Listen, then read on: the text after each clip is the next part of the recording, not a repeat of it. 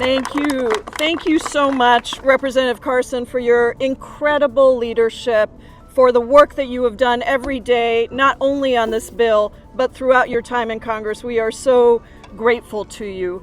I also want to thank my colleagues who are here, as well as Hassan El Taib from FCNL and Mara Cronenfeld from UNRWA Youth. We are so grateful for you being with us today as well in this effort to restore funding to the United Nations Relief and Works Agency for Palestinian Refugees, what we call UNRWA.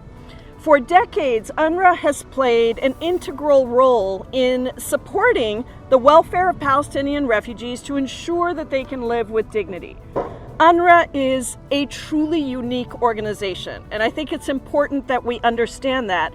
It has tremendous on-the-ground understanding of the region and the people, which is why it is so effective at ensuring that humanitarian aid makes it to the people who need it the most, even in the most difficult of conditions. Of course, in Gaza, but also in the West Bank, in East Jerusalem, in Syria, in Jordan, and in Lebanon.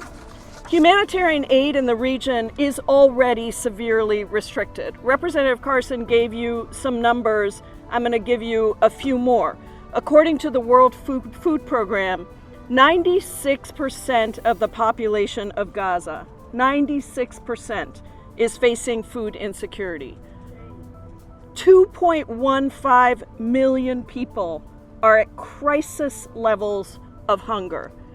And there is a very high risk of famine, with many NGOs like the World Food Program being severely hindered in how much and how often they can get food in due to constant bombardments. This is the environment in which UNRWA operates. Its work and its knowledge is not replaceable.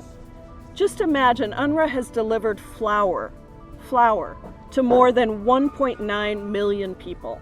It's rehabilitating and maintaining water wells, providing mental health services, health training for nurses to provide those polio vaccines, post-nasal treatments, and much more. And it's not only, as I said, in the Gaza Strip, but also in these other countries where populations have been resettled. More than 41,000 Palestinians have died in the Gaza Strip since the start of this war. More than 100,000, as André said, have been injured. And in spite of this devastation, it is UNRWA employees who have continued the work tirelessly to protect innocent civilians and treat not only their physical needs, but also their emotional wounds. This is in great danger. At least 220 UNRWA staff, 220 UNRWA staff have been killed. Their shelters and schools have been bombed, and yet these aid workers have continued to work in the most dire of situations and often at tremendous risk to themselves. Prohibiting U.S. funding for this organization, which has been on the front lines of this conflict in Gaza, is irresponsible and unacceptable, especially given our country's historic role as the largest contributor to UNRWA. Without our funding, UNRWA's capabilities will be severely limited and will lead to even more devastation and loss of life in Gaza. And unfortunately, UNRWA has been under constant attack by those who want to put a stop to this life-saving work. The stoppage of funding was an unnecessary and dangerous interruption to continuing to provide the humanitarian assistance that's so necessary. UNRWA has repeatedly been willing to make necessary reforms. It's held its own employees accountable.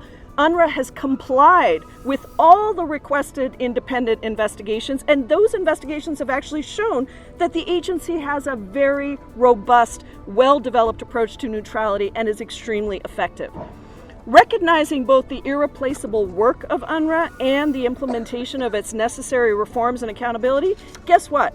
The European Union, the UK, Canada, Australia, and all of the other allies have reinstated their funding for UNRWA. Now, it's up to the United States. We should do the same. We have to ensure that those acting in good faith to save civilian lives are not undermined by a lack of U.S. funding. UNRWA's work to alleviate the suffering in Gaza and address the humanitarian crisis not only helps in the short term to save lives, but it also helps to promote long-term security and safety. And at the end of the day, the United States is very much a part, unfortunately, of this war, and we have to be a part of providing life-saving humanitarian assistance, including through UNRWA. I am so proud to be joining our leader, Representative Carson, and my colleagues in leading more than 60 members of Congress, even as we just introduced this bill to restore funding for UNRWA. I hope we add many, many more co-sponsors because people's lives depend on this.